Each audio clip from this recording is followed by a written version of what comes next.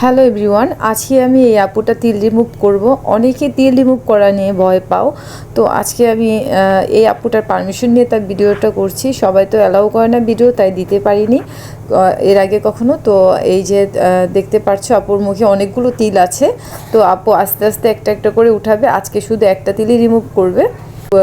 এক ব্যথানাশক একটা স্প্রে দিয়ে নিলাম, কিছুক্ষণ সময় ধরে একটু রাখবো এটা 5 মিনিটের মতো, তারপরে এটা কাজ শুরু করব। এই যে এখন আমি রিমুভ করে নিচ্ছি, খুবই অল্প সময় এটা রিমুভ করে ফেলবো। আর তিল রিমুভ করার পরে তেমন কিছু মেনটেন করার নেই, যেতটুকু মেনটেন করার আছে একটা মলম দিতে হবে, সেটার নাম আমরা বলে দেব। আর হচ্ছে গিয়ে আর এটা কিছুটা গর্ত হতে পারে, সেটা কিছুদিনের মধ্যেই সেরে যাবে, তো এটা নিয়েও তেমন চিন্তিত হওয়ার কিছু নেই। তো এই ছিল আপুর মুখ থেকে শুনবো ব্যথা পেতে। আপু তুমি ব্যথা পেয়েছো? জি না। রিমুভ করলাম যে। জি না। প্লাস যারা তিল বসাতে চাও, যারা তিল আঁচিল ছোটোখাটো জন্মদাগ রিমুভ করতে চাও, যত বেশি তিল হোক না কেন ওইগুলো রিমুভ করা সম্ভব।